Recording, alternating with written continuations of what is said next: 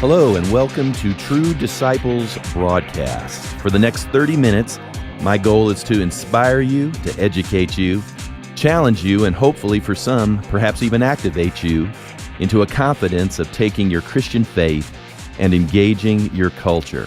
My name is Dr. Kevin Baird. I am the lead pastor of Legacy Church in Charleston, South Carolina, and we exist to help believers engage their world. In fact, every aspect in every arena of life. I've been a pastor for nearly 30 years, as well as a college professor and academic dean. I've been a conference speaker, as well as a husband, a father, and an overall nice guy, I think. So we are so glad that you've tuned in today to listen to our broadcast. I'm also the executive director of the South Carolina Pastors Alliance, a network of over 200 pastors that are growing here in South Carolina and are linked together with other alliances all over America, and we're doing our best to help clergy and evangelical Christians use their influence in order to engage the culture with regards to faith, family, and freedom. And so if you've tuned in, I want you to stay connected because this is our introductory show for True Disciples, and I'm excited about what we want to offer you. We want to give voice to the conservative Christian worldview. Hopefully, we can thoughtfully articulate our traditional values, some biblical solutions that make sense, and we know will work because we have thousands of years of seeing the fruit of its success in people's lives. And so this is our maiden voyage, and you're a part of it, and we want you to stick with us through the weeks, the months, and the years. Our method, as you listen to us from week to week, will be varied, anything from commentary, hopefully for both believers, maybe some non-believers will tune in, so that they can begin to hear a reasonable explanation of how faith fits into our culture, how faith works into public policy. We'll also be doing interviews, bringing in some great people who are actually doing these things, maybe even get some political figures and other cultural engagers who will tell us how that's working for them. And then on occasion, you're going to hear some messages, probably from me, because there are times that truth just needs to be declared in order to teach people and touch people's lives. And so my hope is that you take the journey with us. And depending on the day and the time you're listening to this, you may be in the car, you may be getting ready for the day, you could be sitting in your office, at home doing your chores, just relaxing. I want you to stay tuned because I think you'll find this through the upcoming weeks and months to be enlightening, engaging, and hopefully life-changing. Now, I want to start by giving you some ways that you can communicate with us because we'd love to be in contact with you and to answer some of your questions that you may have along the way. And so you can check us out, and there are several ways to do that. Hopefully you'll write some of these down, and we'll keep in contact. You can check us out on the web by either going to Legacy Church SC, as in South Carolina, legacychurchsc.org, or you can contact us through the Pastors Alliance, and that is scpastorsalliance.net. Again, scpastorsalliance.net. We have, like everyone else does, a Facebook presence. You can go to Legacy Church and like us there, or you can go to the South Carolina Pastors Alliance, and that may be the best way in order to stay connected with what all is going on. We're on Twitter at Pastor Baird or Twitter at South Carolina Pastors. Email me at legacychurchsc@aol.com or scpastorsalliance@aol.com. And you can go to YouTube and find Legacy Media. I mean, in the day and age we live in, you can stay in contact with the world, and we're doing our best to affect it. Well, today I have a guest on this maiden voyage, this introductory show. My guest with me today is Ted Durant. Ted's a good friend of mine. He's actually the Cultural Engagement Director of Legacy Church. At Legacy, we actually have a department that exists in order to affect public policy and in order to engage the culture. He also happens to be the Director of Public Policy for the South Carolina Pastors Alliance. And Ted is a great guy as well. And the reason I asked him on our first show is because we worked together in a local race that he was able to pull together over 70 pastors in a congressional district. That is an amazing thing, to pull together 70 pastors in one congressional district, 50 of them willing to put their name on the line with regards to a political candidate. The others willing to work behind the scenes. They weren't as comfortable necessarily being named. But to pull together that many clergy in order to be involved in a political race is just a remarkable thing. And so I wanted Ted to be on this show. Obviously, we work closely together. He's connected to Legacy Church. And I wanted just to have him because, Ted is a citizen. He loves his nation. Obviously, he loves the Lord. He loves serving in the local church. He's a credible Christian in the public arena, and I wanted Ted to be a part of this show today. So, Ted, greetings to you today. Thank you for being on the True Disciple broadcast. Well, thank you, Pastor. I really appreciate that. I'm excited to be a part of the journey that we have here and to be able to talk to people with regards to the culture and some of the issues that we have, in the state and in the nation as well that affect our lives and things that, traditionally maybe Christians weren't involved in, that we can educate and get them activated and involved in some of these issues to affect our culture. Absolutely. Hey, as we get started, why don't you just share a little bit, because the people who might know me and might be listening in and know a little bit about my journey know that I have no problem jumping into the arena that is oftentimes defined as political and engage the cultural with a Christian viewpoint and worldview. But as someone who, you were sitting in a church, a local church, you were concerned about your country, obviously looking for ways to apply your faith. Why don't you just share in your own words why this area is important to you and why it might be important to just believers, Christians that are out there listening to this broadcast? Absolutely. Thanks. I think one of the things that really we have to be concerned about as a nation is the issues that affect us morally and spiritually. And one of the things really that I saw that, from my own background, of course, I have a background in education in political science. And so I have a lot of understanding of what goes on campaign-wise and party-wise and all those type of issues. But at the same time, really what we're called to do as Christians is, and part of the Great Commission is we are called to be salt and light and to influence these issues and these arenas. And we have to get engaged in it, because if we don't, who will? And from our standpoint, I just really had a strong calling to be involved in these issues, working with a number of campaigns, throughout the past, 6 or 8 years, and kind of seeing what some of the issues are there. As you even mentioned, working with a number of pastors in the area on a particular campaign and finding out and really, helping them to understand that yes, it is okay. And not only is it okay, it's encouraged to be involved in these arenas and to be involved in what goes on, because we as citizens are who determine who is representing us. And that's exactly what they're there to do, is to represent the people. And, as Christians, we have a voice. And, it just became a huge issue to me to make sure that, I helped and was involved in making sure that people exercise that voice and that they understand, the process that goes on and really what people are doing.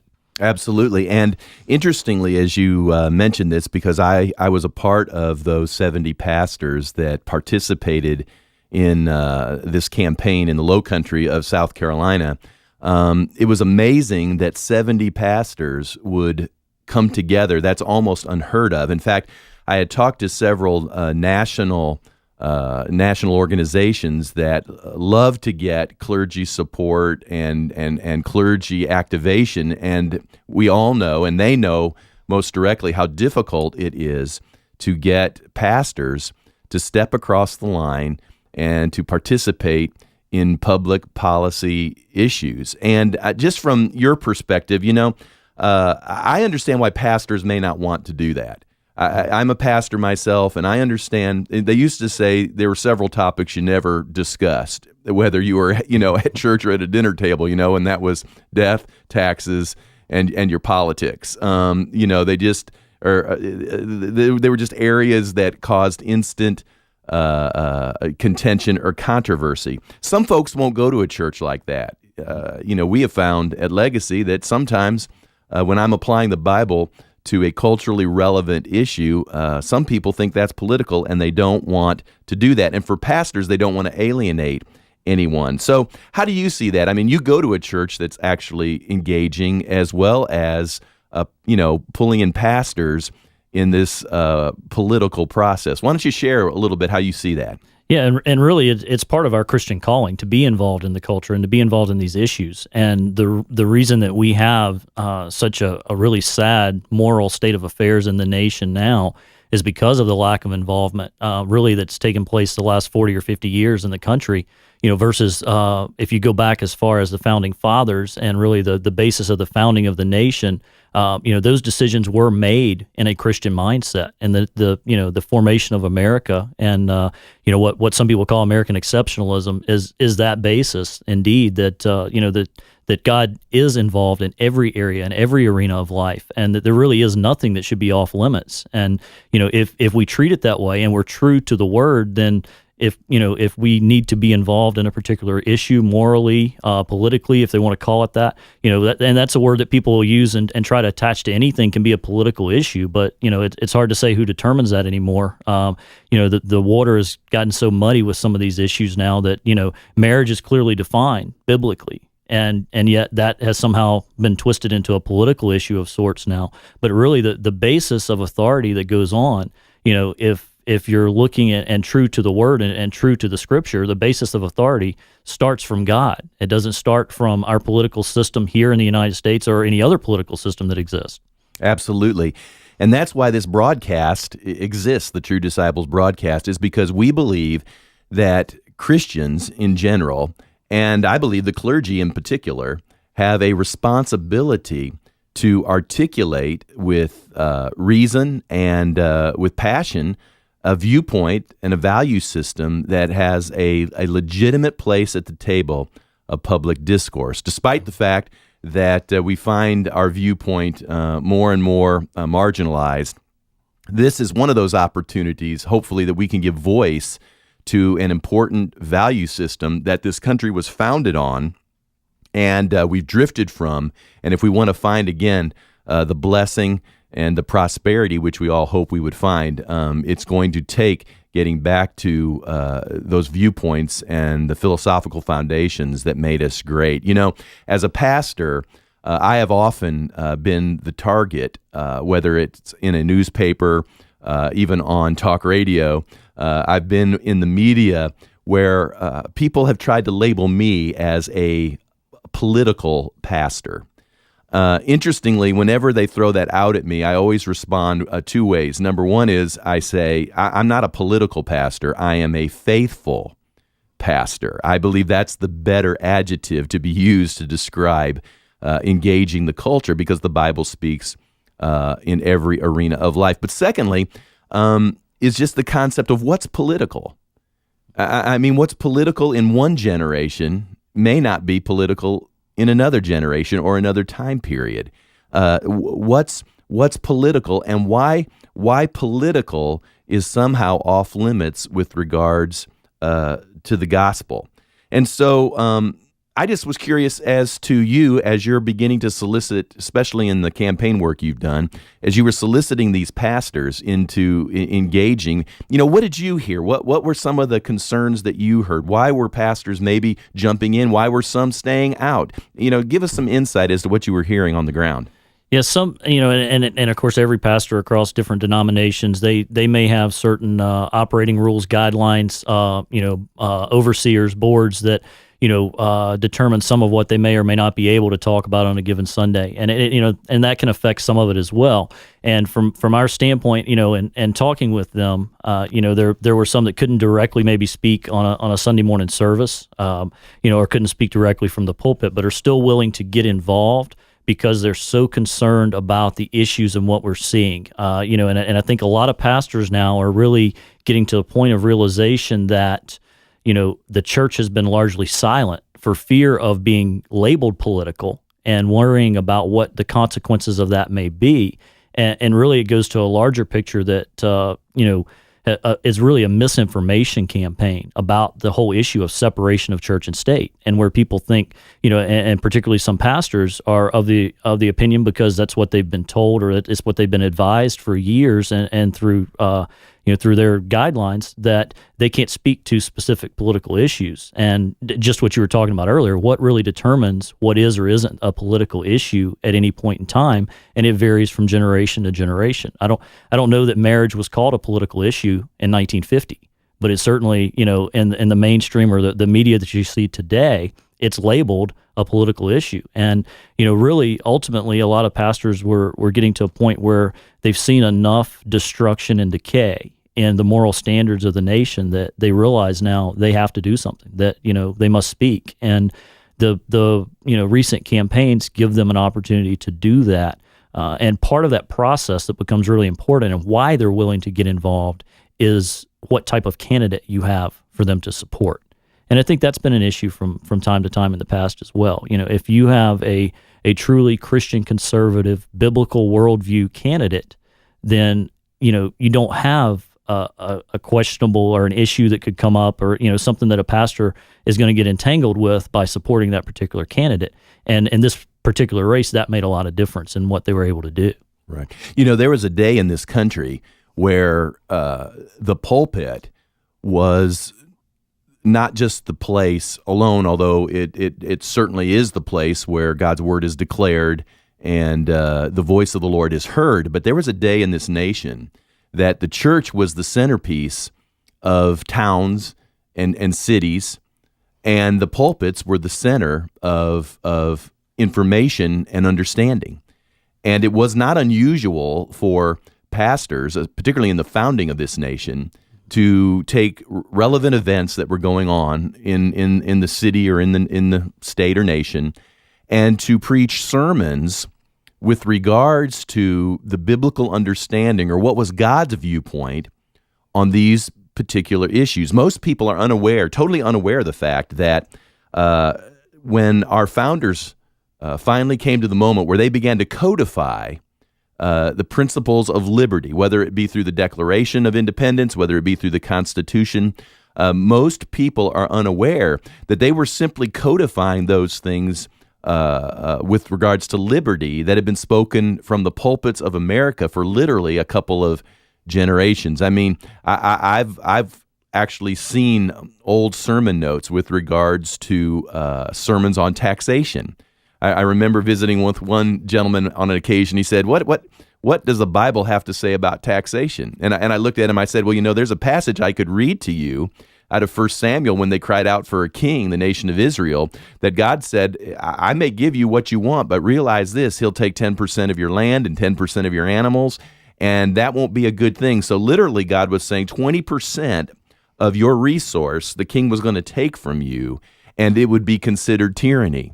Now, if you consider our tax rates today in our nation and apply it or put it up against what God had said would happen, is that not the truth, that through taxation, tyranny is beginning to manifest, I believe, within our culture, taking away our liberties, especially our religious liberties and freedoms.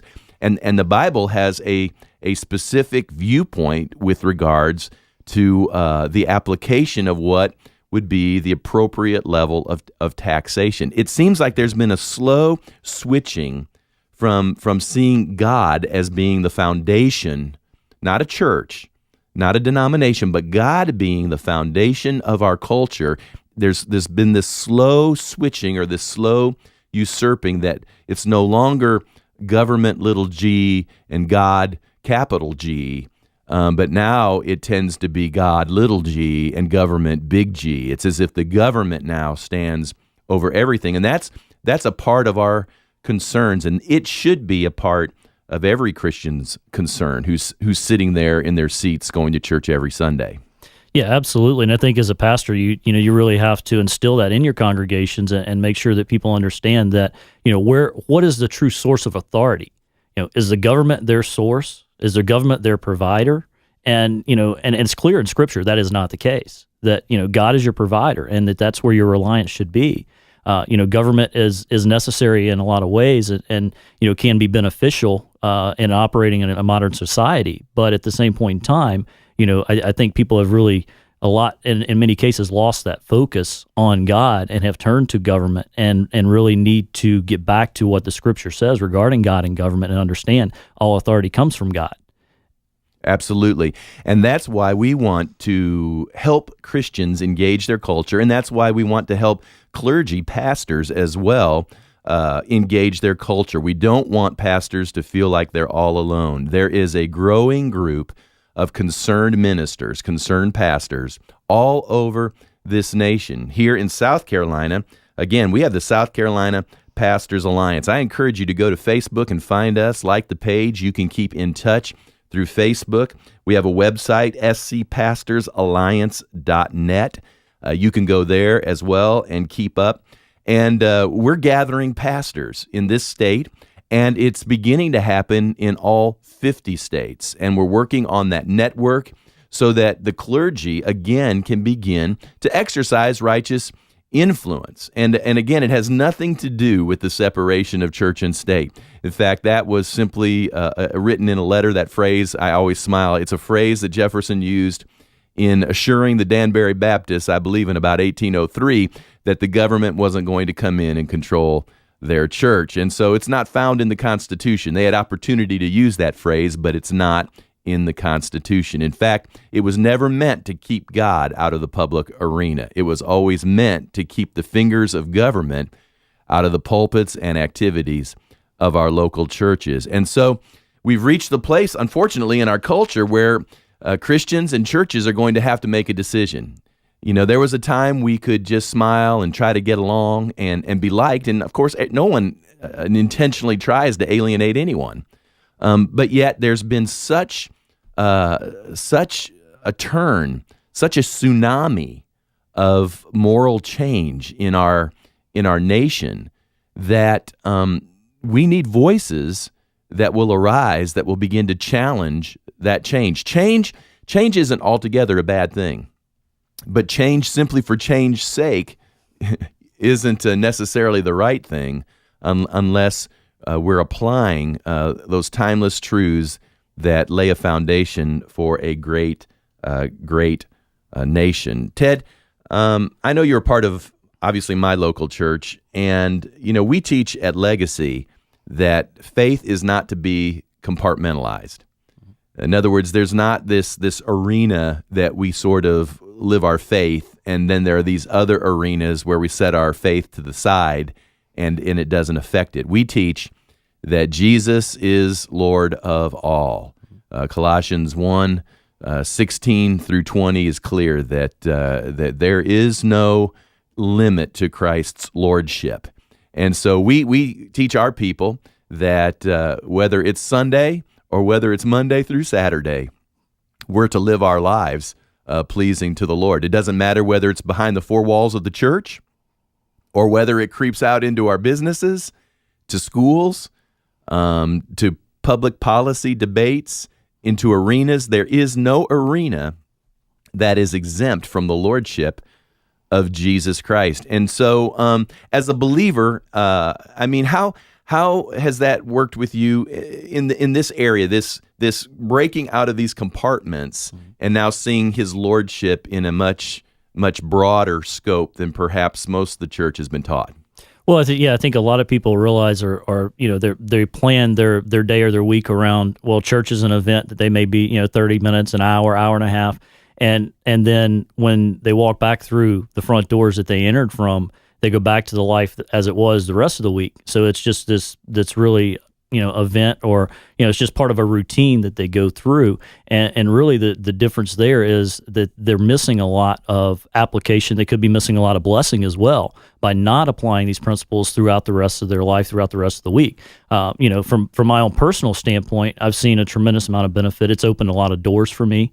There's some controversy that may pop up along the way. I won't say I haven't lost any friends along the way, but that happens when you speak truth, and I think that that's part of hopefully helping more people understand what we're all about and how we live our lives 24/7, not just on Sunday morning for an hour, hour and a half. Excellent. Whenever we get into this discussion, and I hear certain words pop up like truth and love. Grace.